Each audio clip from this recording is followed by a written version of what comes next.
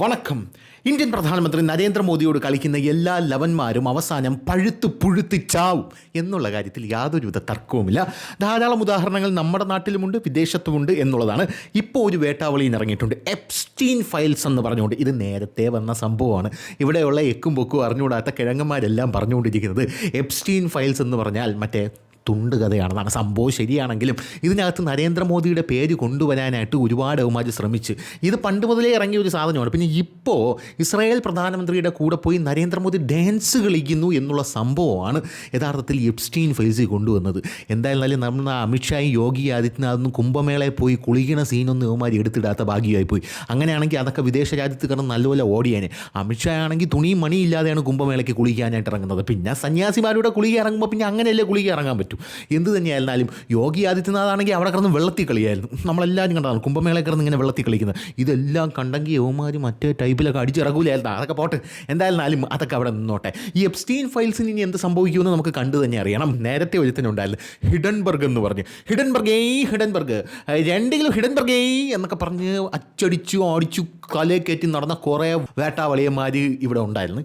ഈ വേട്ടാവളിയന്മാരൊക്കെ നിനക്കൊക്കെ ഇപ്പോൾ ഹിഡൻബർഗ് എവിടെയാണെന്ന് അറിയാമോ? പൂട്ടിപ്പോയി. അതൊക്കെ നരേന്ദ്രമോദി ഒന്ന് തൊട്ടവന്മാരെല്ലാം അണ്ടം വലിച്ച് കീറും എന്നുള്ള കാര്യത്തിൽ അതിന് കാലത്തിൻ്റെ കാവിനിധിയാണോ, അതിന് മോദിജി ഇനി കൽക്കിയുടെ വല്ല അവതാരം അല്ലെങ്കിൽ അത് വേണ്ട.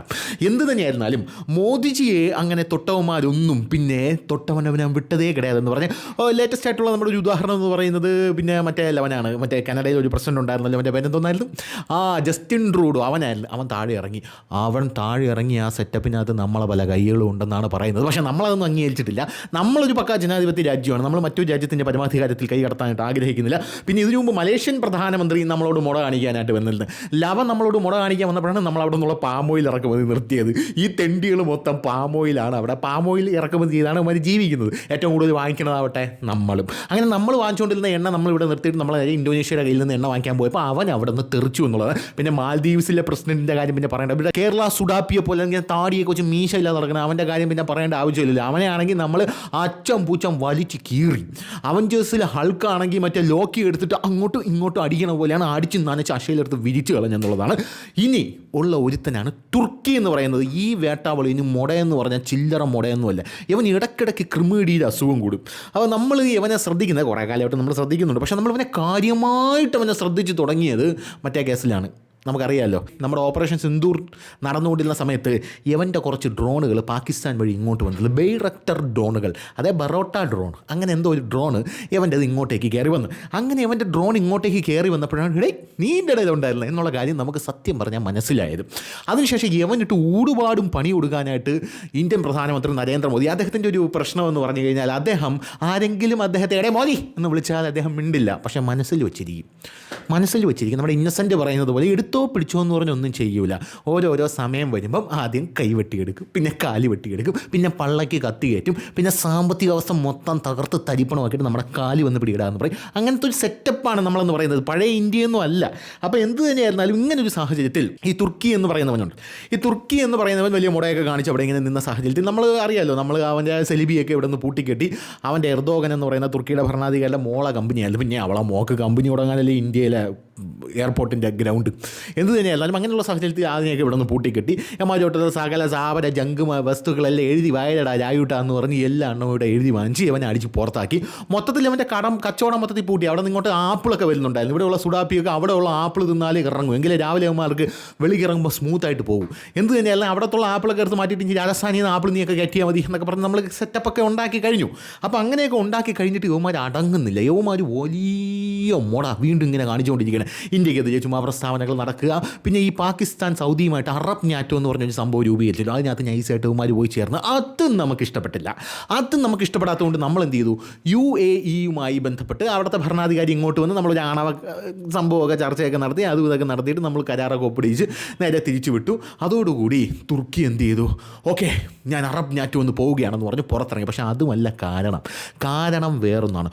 തുർക്കിയുടെ ഏറ്റവും വലിയ ശത്രു രാജ്യമാണ് ഈ ഗ്രീസ്, സൈപ്രസ്, അർമേനിയ എന്നൊക്കെ പറയുന്നത്. ഇപ്പുറത്തെ സൈഡിൽ, അതായത് ഇത് തുർക്കിയാണെങ്കിൽ തുർക്കിയുടെ ഇപ്പുറത്തെ സൈഡിൽ മിഡിൽ ഈസ്റ്റിൽ നമ്മൾ UAE-യുമായിട്ട് സഖ്യമുണ്ടാക്കി യവനെ ഇവിടെ നിന്ന് അങ്ങോട്ടടിക്കാനുള്ള ഒരു സെറ്റപ്പ് നമ്മൾ ഉണ്ടാക്കി വെച്ചിട്ടുണ്ട്. ഇനി അപ്പുറത്തെ സൈഡ് ഉണ്ടല്ലോ, മെഡിറ്ററേനിയൻ സൈഡ്. ഈ മെഡിറ്ററേനിയൻ സൈഡ് എന്ന് പറഞ്ഞാൽ ഇപ്പുറത്തെ സൈഡ്. കാരണം അപ്പുറവും ഇപ്പുറവും മുകളിലും താഴെയൊക്കെ വച്ചാലേ അവനെ നമുക്ക് വലിഞ്ഞ് മുറുകാനായിട്ട് പറ്റും. ഖലീഫയുടെ നാടാണല്ലോ, അവൻ്റെ അണ്ടം വലിച്ച് കീറണം. അതുകൊണ്ട് തന്നെ നമ്മൾ എന്ത് ചെയ്തു, ഇപ്പുറത്തെ സൈഡിൽ ഗ്രീസ്, സൈപ്രസ്, ഇസ്രായേൽ, അർമേനിയ എന്നിങ്ങനെയുള്ള രാജ്യങ്ങളൊക്കെ കൂടെ അവിടെ മെറ്റ് സ്ക്വാഡ്, അതായത് മെഡിറ്ററേനിയൻ സ്ക്വാഡ് എന്ന് പറഞ്ഞൊരു സ്ക്വാഡ് ഉണ്ടാക്കിയിട്ടുണ്ട്.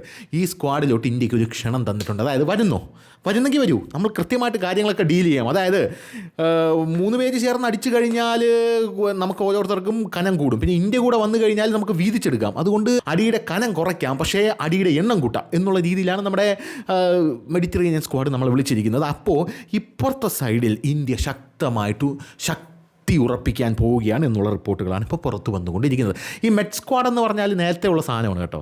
ഈ മെറ്റ് സ്ക്വാഡ് ഇപ്പോൾ വന്നൊരു സാധനമൊന്നുമില്ല. മെറ്റ് സ്ക്വാഡ് നേരത്തെ ഉണ്ട്. അതിനകത്ത് ഗ്രീസും ഇസ്രായേലും സൈപ്രസും എല്ലാം അതിനകത്തുണ്ട്. ഈ തുർക്കിയിലെ കണ്ടാന്തരം പിടിച്ച പല നിലപാടുകൾക്ക് ഇവർ പ്രതികരിച്ചിട്ടുമുണ്ട്. ഇതിൻ്റെ ഭാഗമായിട്ട് ഗ്രീസുമായിട്ടൊക്കെ ഒരു ടൈപ്പ് ഉണ്ടാക്കിയിട്ട് നമ്മൾ നേരത്തെ ഈ മെഡിറ്ററേനിയൻ സീയിൽ നമ്മുടെ ത്രികണ്ട് കൊണ്ടിറക്കിയിരുന്നു. ത്രികണ്ട് എന്ന് പറഞ്ഞാൽ നമ്മുടെ മറ്റേ സാധനം ഉണ്ടല്ലോ, നമ്മുടെ പടക്കപ്പൽ. ഈ ത്രികണ്ട് കൊണ്ട് അവിടെ ഇറക്കിയപ്പം ഇതാണ് നമ്മുടെ അതിർത്തി. ഈ അതിർത്തി കടന്ന് ഒരു ചുവട് മുന്നോട്ട് വന്നു കഴിഞ്ഞാൽ നമ്മൾ അടിച്ച് തൊലച്ച് കളയെന്ന് പറഞ്ഞാൽ തുർക്കിയിൽ 2 കപ്പലുകൾ ഇറങ്ങിയതും. അപ്പോൾ ത്രികണ്ടിയിൽ നിന്ന് 2 ബ്രഹ്മോസ് എടുത്ത് ഇങ്ങനെ ബുമ്മെന്ന് വെച്ചപ്പോൾ അവന്മാർ മറ്റേ വെള്ളക്കൊടി എടുത്ത് വീശി. ഒരു പ്രശ്നമില്ല എന്ന് പറഞ്ഞ് വെള്ളക്കൊടി എടുത്ത് വീശി അവന്മാർ പോകുന്ന കാഴ്ചയാണ് നമുക്ക് കാണാനായിട്ട് സാധിച്ചത്.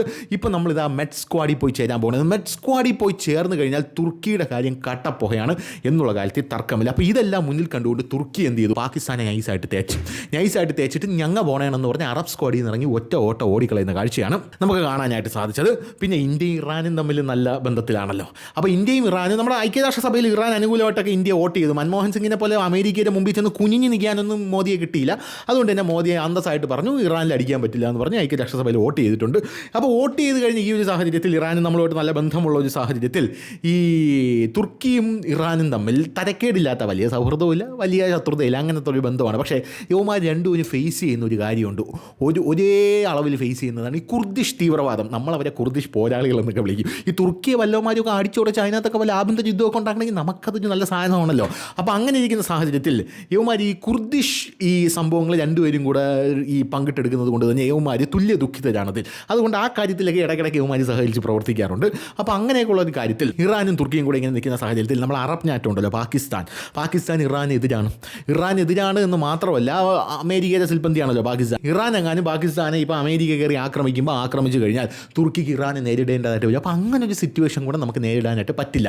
ഒന്നാമത്തെ കാര്യം, ഇന്ത്യ ഇവിടെ ആരെയും തലയും മുറുക്കി നിൽക്കുകയാണ്. ഇപ്പോൾ മെഡിറ്ററേനിയൻ ക്വാഡിലൊക്കെ പോയി ഇന്ത്യ ചേർന്ന് കഴിഞ്ഞാൽ എന്താകും അവസ്ഥ എന്നുള്ളതാണ്. ഇത് തന്നെയായിരുന്നാലും ഇപ്പോഴത്തെ മെഡിറ്ററേനിയൻ ക്വാഡിലെങ്ങാനും ഇന്ത്യ പോയി ചേർന്ന് നിൻ്റെയൊക്കെ കട്ടപ്പോഹയാണ്. പക്ഷേ ഇന്ത്യ എന്ന് പറയുന്നത്, മോദിജി ഒരു ബിസിനസ്മാൻ ആയതുകൊണ്ടും ഒരു ഗുജറാത്തി ആയതുകൊണ്ടും അദ്ദേഹം ചോദിച്ചിരിക്കുന്നത്, ഈ മെഡിറ്ററേനിയൻ സ്ക്വാഡിൽ വന്ന് ചേർന്ന് കഴിഞ്ഞാൽ നമുക്കെന്താണ് ഗുണം? അല്ല, നമുക്കെന്തെങ്കിലും ഒരു ഗുണം വേണ്ടേ? നിങ്ങൾക്ക് എല്ലാവരും കൂടെ ചേർന്ന് തുർക്കി അടിക്കാനായിട്ട് നിങ്ങൾ എന്ത് ചെയ്യുന്നു? നിങ്ങളൊരു ക്വാഡ് രൂപീകരിച്ച് വെച്ചിരിക്കുന്നു. ഇപ്പം ഞങ്ങളും കൂടെ അതിനകത്ത് വന്ന് ചേർന്ന് കഴിഞ്ഞാൽ ഞങ്ങൾ ഇനി അവിടെ പടക്കപ്പൽ കൊണ്ടുവരണം, അതിനകത്തുള്ള മിസൈലുകളും കാര്യങ്ങളൊക്കെ കൊണ്ടുവരണം. നമ്മളാണെങ്കിൽ ഇവിടെ റഷ്യയുമായിട്ട് കോപ്പറേറ്റ് ചെയ്തുകൊണ്ടാണ് നമ്മൾ ഓരോരോ ആയുധങ്ങൾ വികസിപ്പിച്ചുകൊണ്ടിരിക്കുന്നത്. അതുകൊണ്ട് അതിൻ്റെ ക്വാളിറ്റി അറിയാമല്ലോ. പോലെ തന്നെ ഓപ്പറേഷൻ സിന്ദൂറിൽ കണ്ടില്ലേ, അടി എന്ന് പറഞ്ഞാൽ അവൻ്റെ ഷഡ് കയറിപ്പോയി. അമ്മാതിരി അടിയാണ് അടിച്ച് തൊലച്ച് കളയുന്നത്. കാരണം എല്ലാം പ്രസിഷനാണ് ആ സ്ട്രൈക്ക്. 600 ഭീകരവാദികളുടെ മണ്ടയിലാണ് നമ്മൾ മിസൈൽ അയച്ചത്. ഈ 600 എണ്ണവും ചത്ത് തൊലഞ്ഞ്. അപ്പോൾ ഇങ്ങനെ ഒരു സാഹചര്യത്തിൽ നമ്മൾ കൂടെ അവിടെ വരുമ്പോൾ ഒരു പ്രശ്നമെന്ന് പറഞ്ഞു കഴിഞ്ഞാൽ നമുക്കതൊരു വലിയ ചിലവാണ്.